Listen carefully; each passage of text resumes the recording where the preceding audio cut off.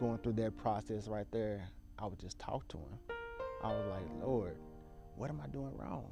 What is it? And I'm like, it's like this hump. I just can't get over it. And he was like, whatever you got to do the will of God.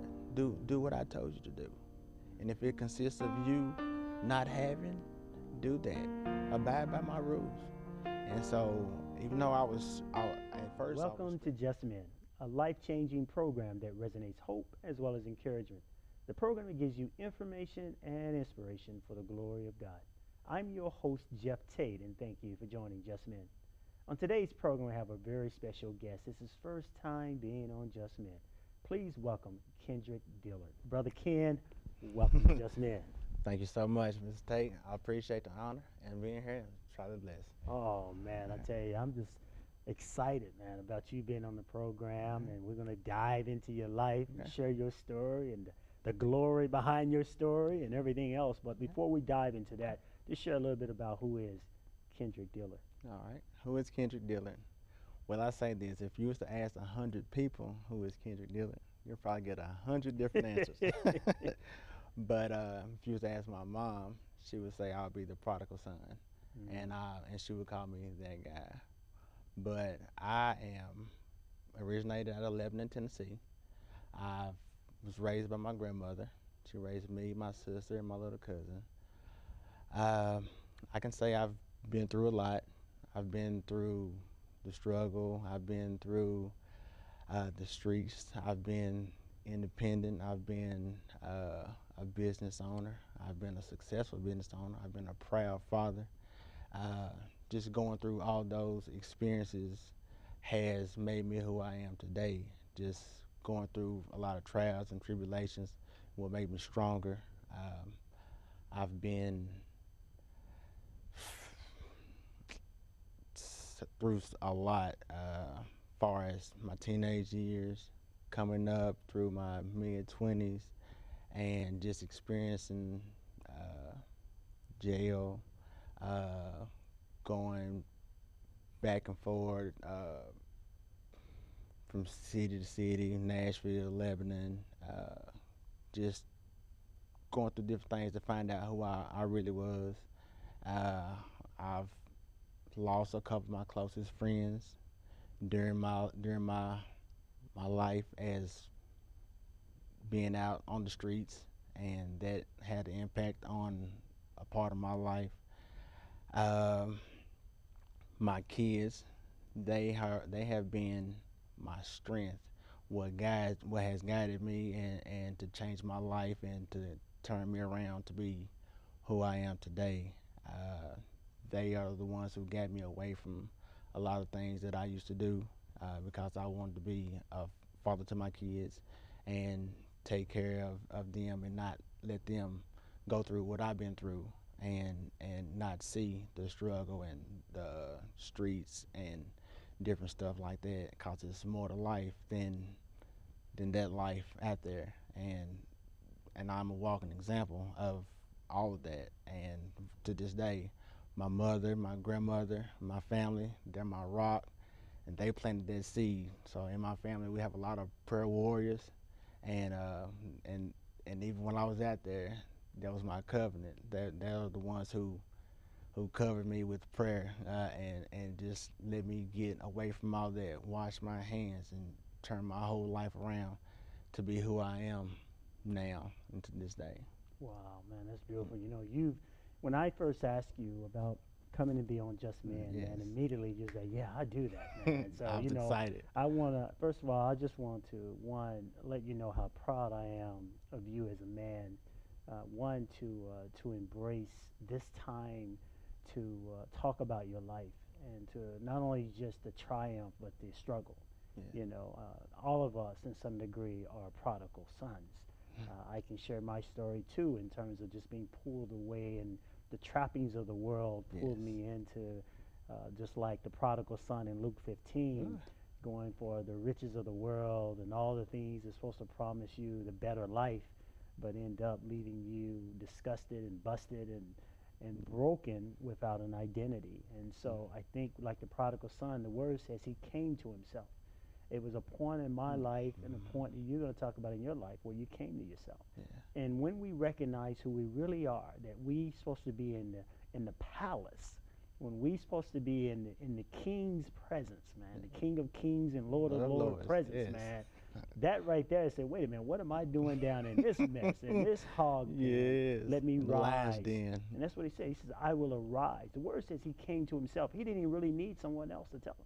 And that's what I want to start talking with you about Okay. is that you went through these tragedies and this obstacles in life, and yet you had people trying to tell you to lead the right way in a different way. What's going on in your heart and mind when you know the right way, but you were taking the Wrong wrong path. path? Talk to me about that process and how your thought process was at that time. Well, at that time, uh, I've always had God in my life, no matter what. Granny made sure that we went to church as a child. So when I say that because when I was out there, I felt like I never had this, I never had that, and so I'm a dependent person, and so I was the one who always wanted to just go out and I wouldn't have to ask for nobody for nothing because I wanted it on my own and try to get I'm saying what I wanted without having to ask, beg and borrow. And so my thing was when I was out there, I realized that the whole time when I was out there, God, He was talking to me. He was testing me. Mm. Like no matter where I was at and what I was doing, even in like jail type situations, he put me there for a reason. And I've been a mentor to a lot of people as well, kids Wow. and adults as well. I've spoken from the schools and stuff like that as well.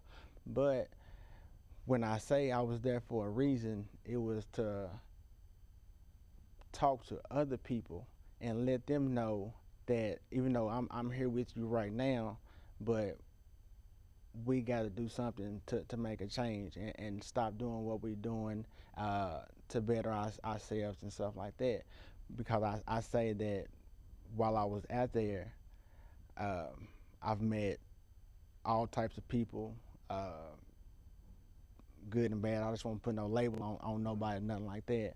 But while I was there, I had conversation with those people. And when you have conversation with those people, you get to know that person and what type of person that they are and the life that they live and stuff like that.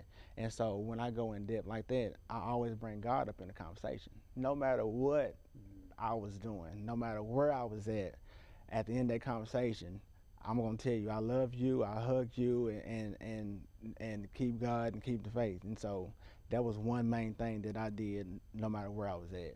And so that I think that was the reason why I was involved in those things and letting people know that the only way out is not jail or grave.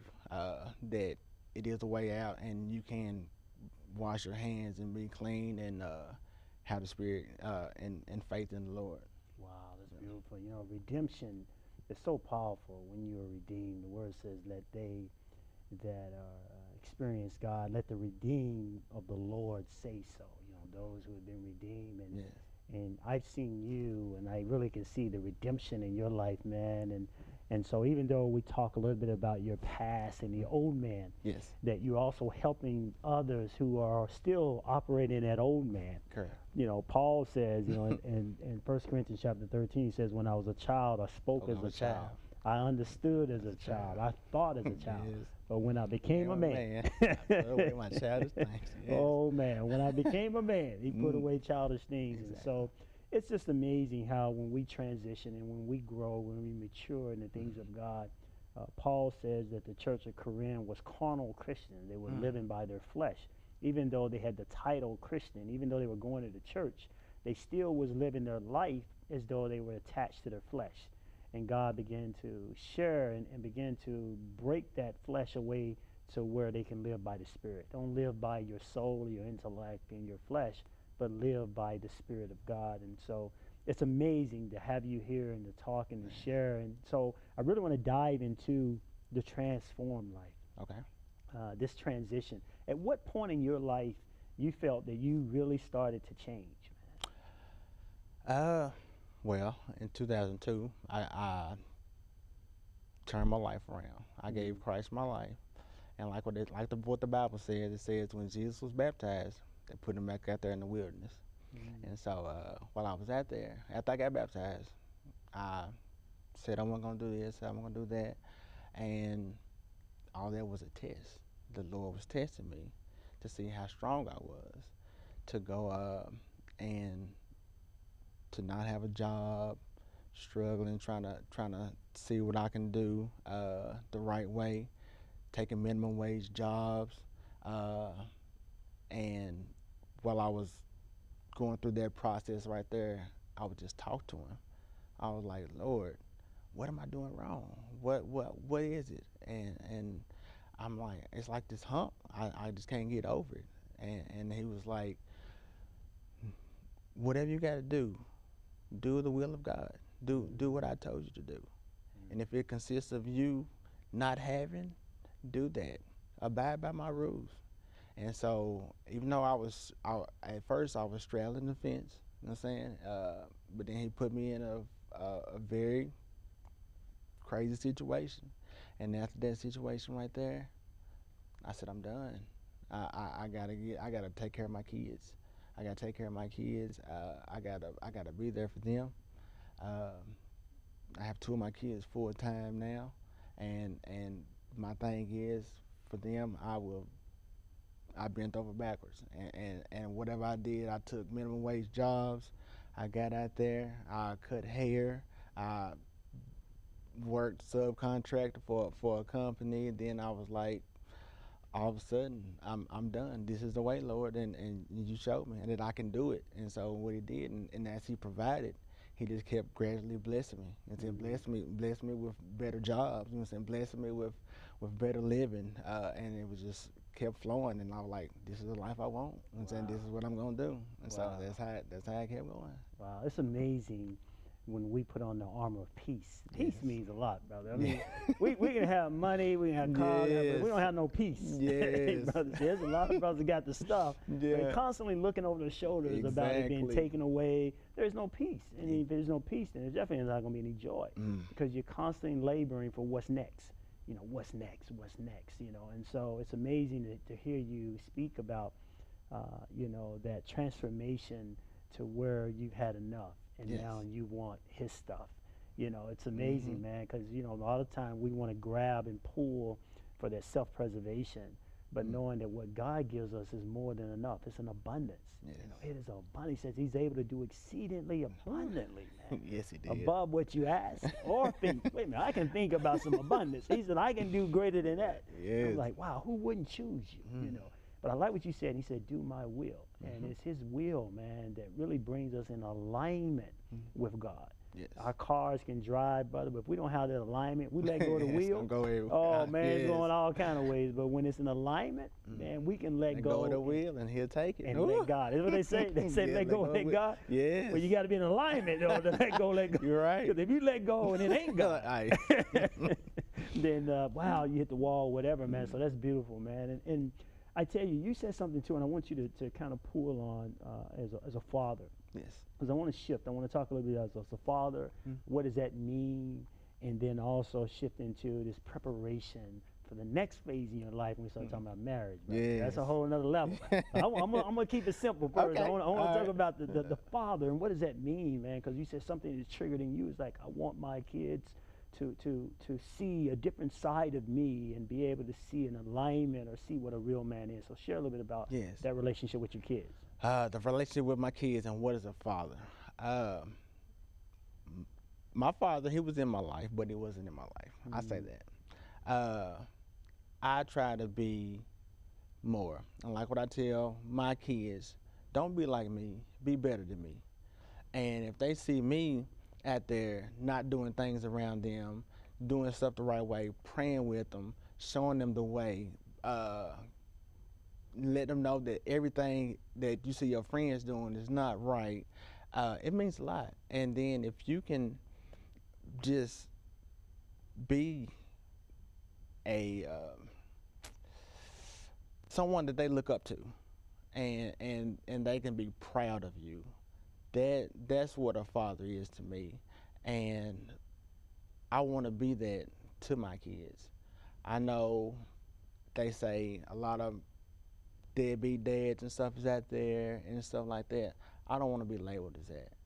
I know, I know, I know the struggle is hard and stuff like that. A lot of moms and everything are what they call them, moms with their own kids and stuff like that. But I've lived that life as well. I know both sides of that story.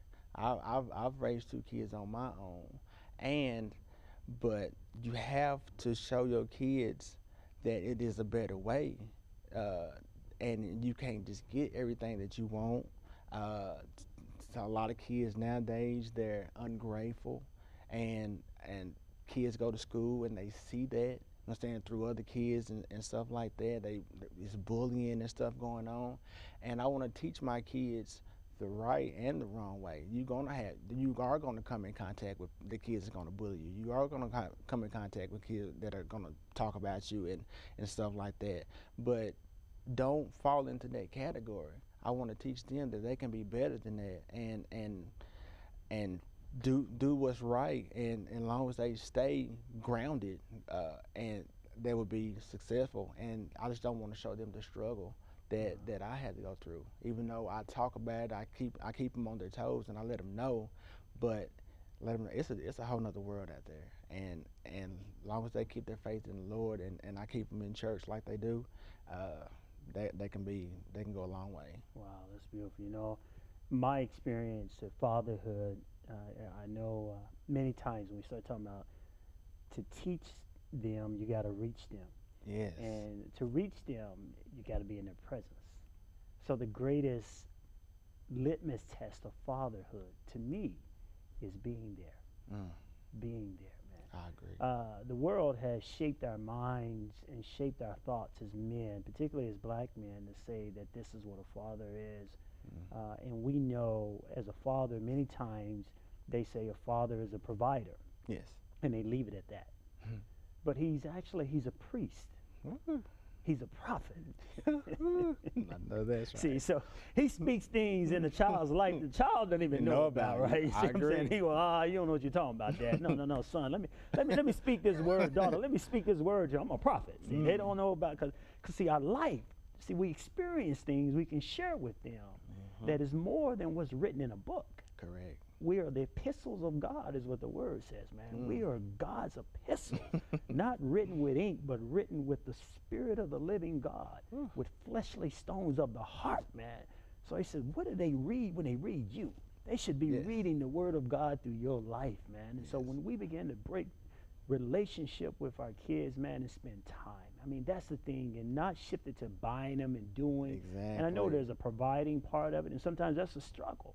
And the providing part many times is what draws a lot of fathers away I agree. from being the prophet and being the priest of their homes and the priest of their family. And then sometimes it's that mama drama syndrome thing to where that kicks in and they're like, well, I'm upset with you, so I'm going to keep you away from this child, right? So then they become a divider there. And so we got to continue as men, man, one, to intercede for our children, even if we're not able to touch them, connect with them, but at least intercede and pray for them and provide the power of prayer in their life so that the presence of God, if it's not our presence, at least the presence of God is there to lead and guide them. But I tell you, man, you bless me, man, to be here and see you take on the authority that God has given you, man, as a man, man. I mean, you, regardless of what you were going through the what they call the prodigal son, the presence of God was still there. See, people don't understand that. They think the presence of God leaves because I'm in this mess. No. He's still there. He's still there. So they're like, well, God can't be in that vessel. Look what he's doing. No. It's the same God that's in the vessel and the one that's in that ivory tower you call the church. It's the same God, it's the same power, it's the same presence. Yes, it's a presence that raised Christ from the dead. And you mean to tell me he can't raise me up from this situation? Man, tell me about it. So, you're like, oh, no. So, but brother, I'm going to stay in my lane. They told me to stay. I'll get too happy. I'll come out of the screen, brother. But hey, man, talk to me about preparing yourself now for this next phase, man. We talk about marriage, man. You said you're doing some premarital counseling. Well, share with me, man. What's on your heart? Oh, man, premarital counseling. Best thing I've done in a long time. It has prepared me. because if you're not prepared, a lot of marriages are ending in divorce now, and those classes right here that I've been going through premarital classes at Mount Zion Baptist Church, and we have had a remarkable time. We have learned so much. We have had a great time. We're in the class with like 16 different couples, Wow. and man, just it's teaching you about finances, different situations, uh, what to do if one gets sick, or disciplining kids, and so on. And it's like so remarkable, and it's preparing us for this next phase that we're about to go into, and I can't wait. I am so ready. I've Wow. been there and I said it, but man, I am so excited.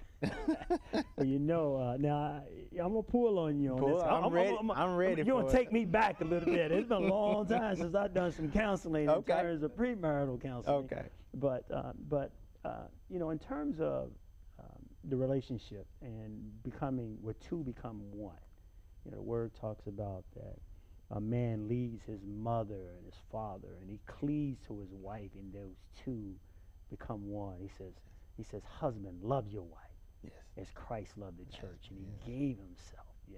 He says you are to present your wife as a as a as a beautiful vessel, man, without spot, without blemish. Right? He said that's what your job is, right? He said, hold up, man.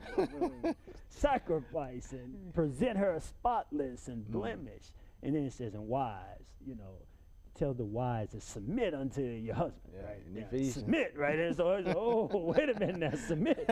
So I remember my wife, we had that struggle, right? I was like, well, I'm gonna love you and present you when you start submitting.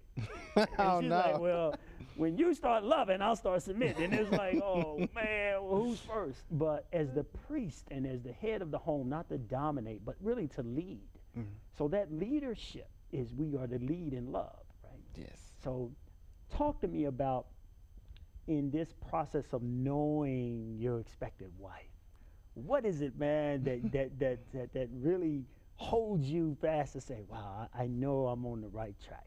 I'm ready for this change. What happened in this dialogue to let you know that, brother? Okay. It's totally her because she's powerful.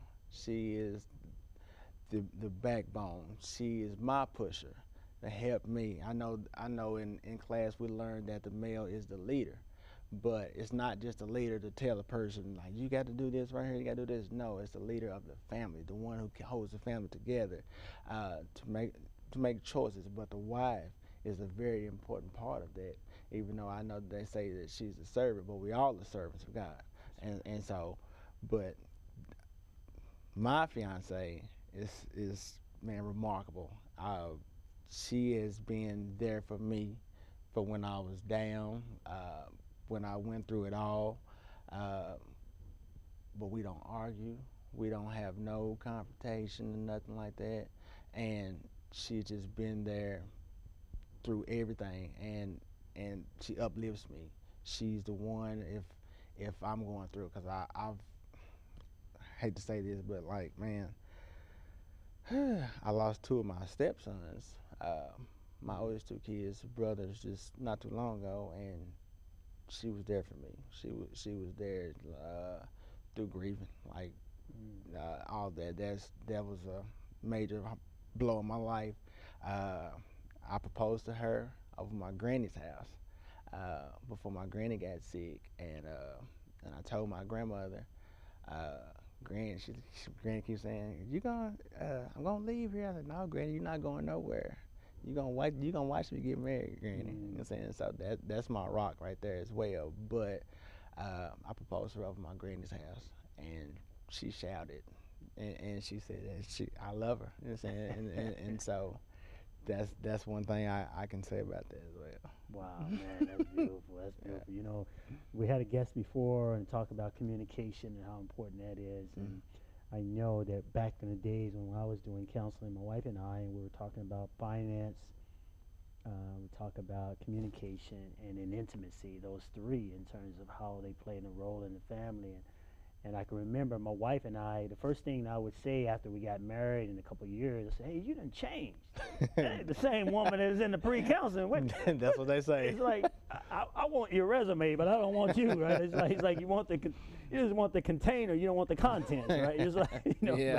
but it's amazing how it's that change that we need as men. And you said something powerful, that she really sharpens you. Yes. Iron sharpens iron, as one man sharpens another, or one another sharpens each other. And so it's amazing how our wives can be a help us to meet the will of God, the expectation of God, the image of God. That's the most important thing, is that we should reflect the image of God. Yes. And so our wives will help us to reflect that, because she is embodied in that same reflection. They too become one. One. Yes. You know, and so it's a powerful life, because Christ says it's like his church. You know, it is his church, is the marriage. Yeah. That's it, man. If you don't have God in your marriage, well, that's the main thing which you need, I think. Because if you don't have God in your marriage, it's gonna be a struggle. And I thank God that I found her, and we go to church together. She just recently got baptized in church, and we joined church together.